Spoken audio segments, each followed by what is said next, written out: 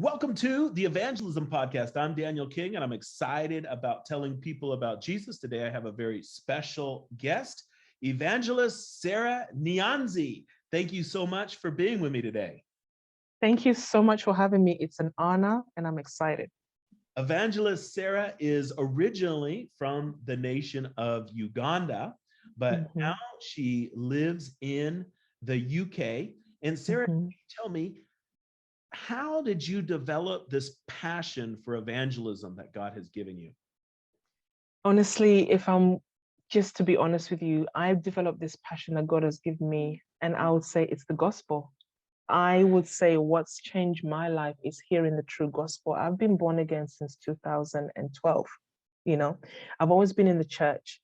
But what really clicked with me was when I heard the true gospel. And when I heard the gospel, I remember when I received the fullness of the Holy Spirit, the first thing I wanted to do was to go out and tell somebody. I didn't know what an evangelist was then. I just thought, yeah, of course I have to tell people about what has happened to me. That was my first response. I remember getting on buses and on the street. I was like, I have to tell people what God has done.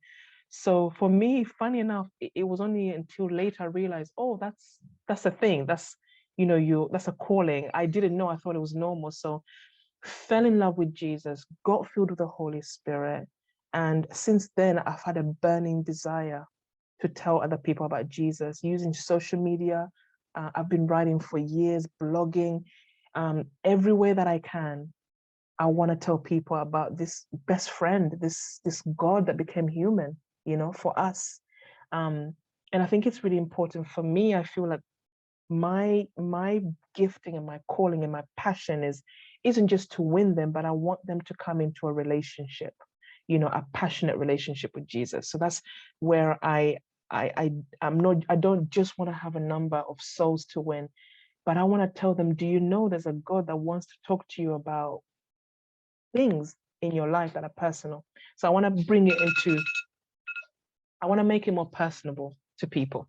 So that's where my passion came from. That's awesome. Now, you and I met in Orlando, Florida. You were a student at the Christ for All Nations Evangelism Bootcamp. What were some of the things that you learned at this intensive bootcamp training for people who have a passion for evangelism?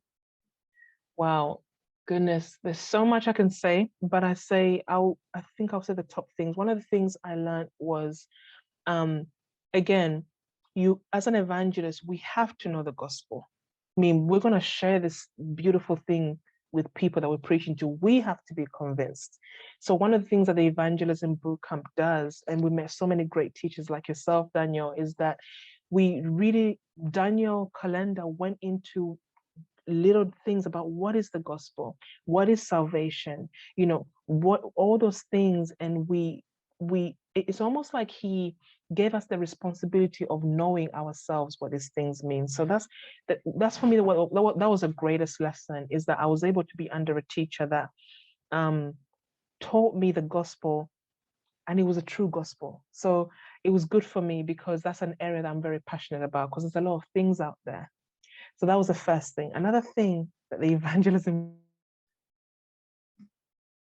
Bootcamp taught me is, how to consider Crusade evangelism. I've always had that vision in my heart, but I didn't know that I could actually do it, because it's a big task. So what the Evangelism Bootcamp did for me was to think globally. Don't just try to, okay, of course you can win people one-on-one. You can meet people on the street and minister to them, but how about putting on an event where you can pull in, millions or thousands or hundreds of people at once? So it took the focus away from myself, thinking about, oh, I'm going to be this great evangelist.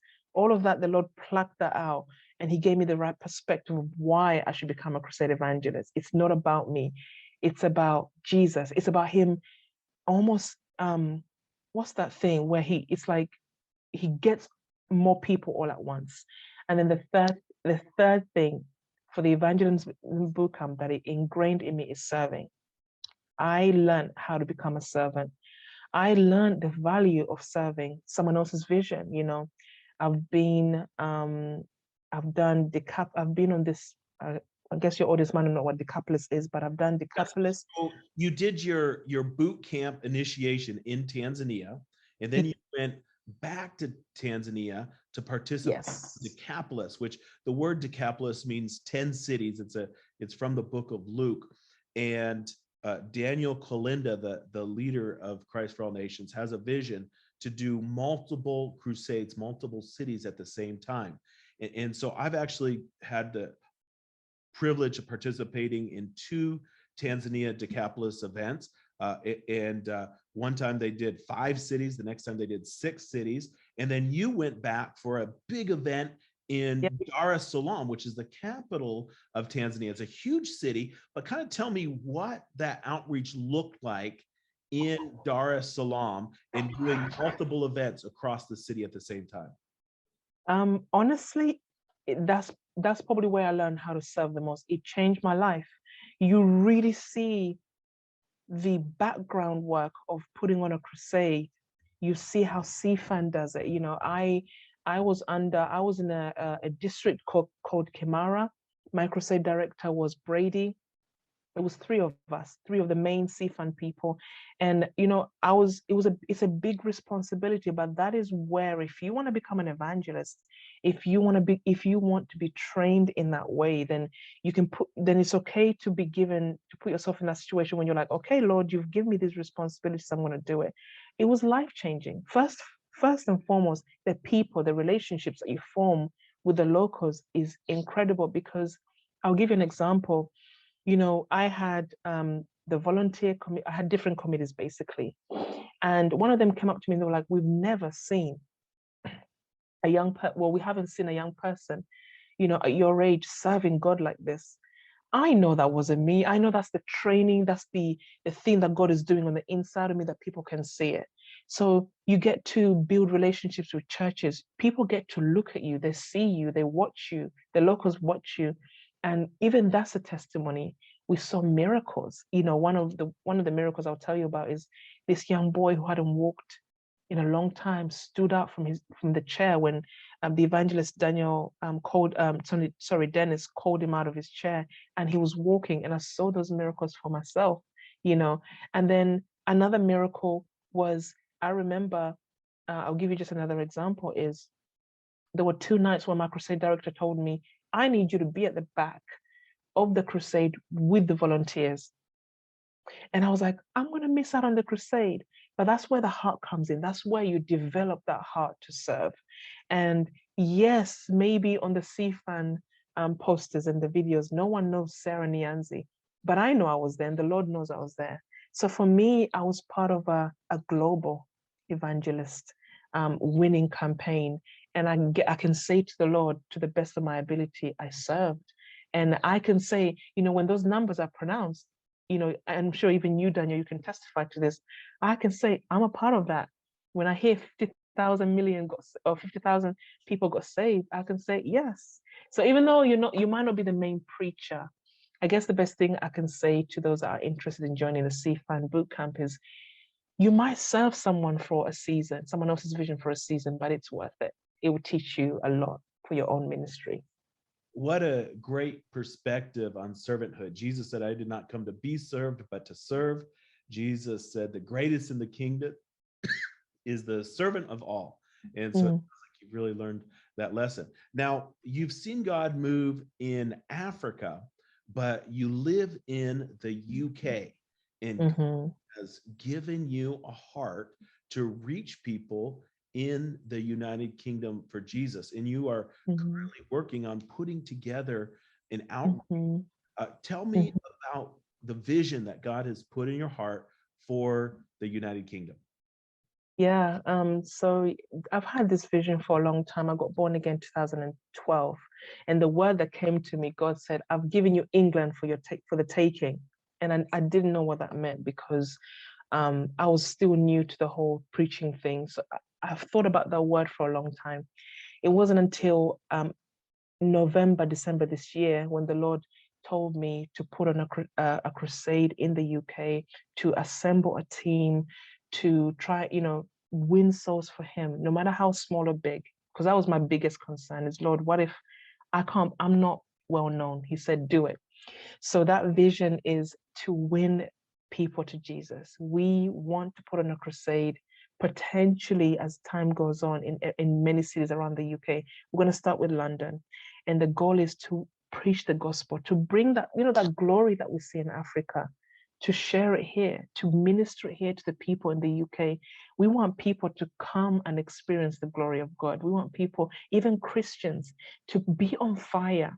So this crusade is not only a soul winning project, a soul winning outreach, but it's also a place where we desire to ignite the churches, to ignite Christians that perhaps want to share the gospel, but haven't yet gotten that confidence. So I want to encourage those that are listening, if you live in the UK or if you know friends in the UK, tell them about this event, because it's going to be life-changing. And we're excited to see what God's going to do. And another part of that vision is we're involving Europeans. So if you are someone who is in the fire camps, for example, come to this crusade, because we are also holding this crusade for you to experience what it's like to have a crusade in Europe. So you're welcome. You were born in Africa and then spent a lot of time there in the UK.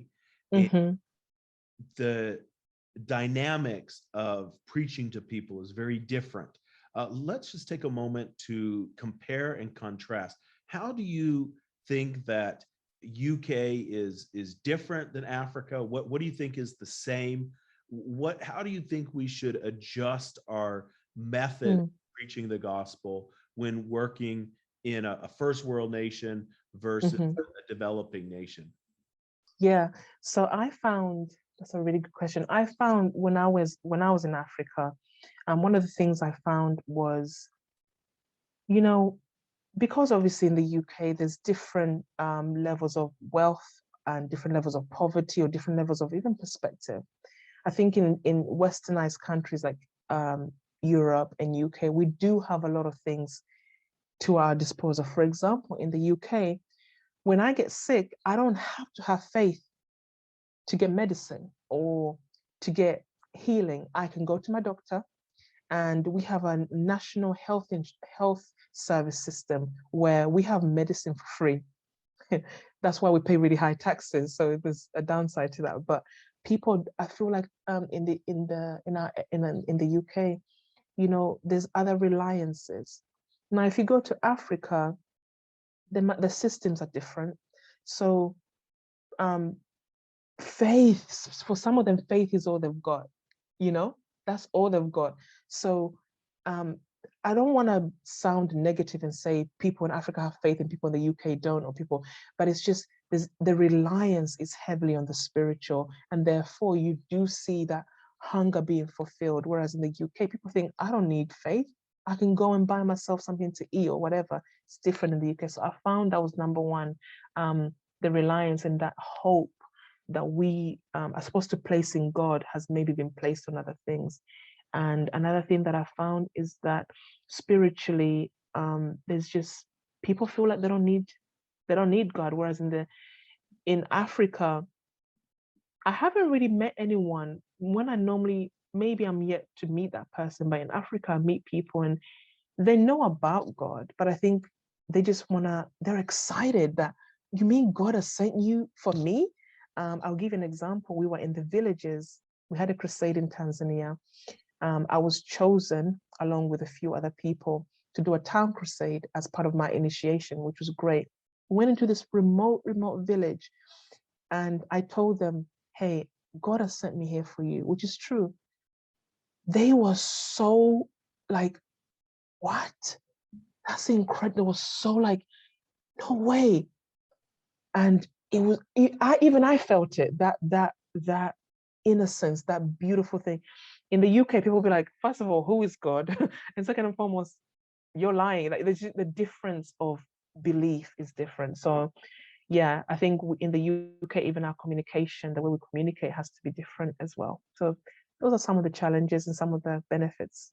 Well, I pray that people in the UK will have the same faith and belief in God as people in Africa, And I really think that God is sending evangelists like you to the UK that are full of fire, full of the Holy Spirit, that will call people to have a great trust and faith in Jesus Christ. And so God's hand is upon you, and I'm so excited about what you're doing in the UK. And I'd really encourage you who are listening, if you are in the United Kingdom, get involved in what God is doing. On my website below the this episode, I'm going to put a link to where you can go and to support Sarah. And so I'd encourage you to support her and help her in reaching the United Kingdom for Jesus. Sarah, thank you so much for being a guest on the Evangelism Podcast. God bless you.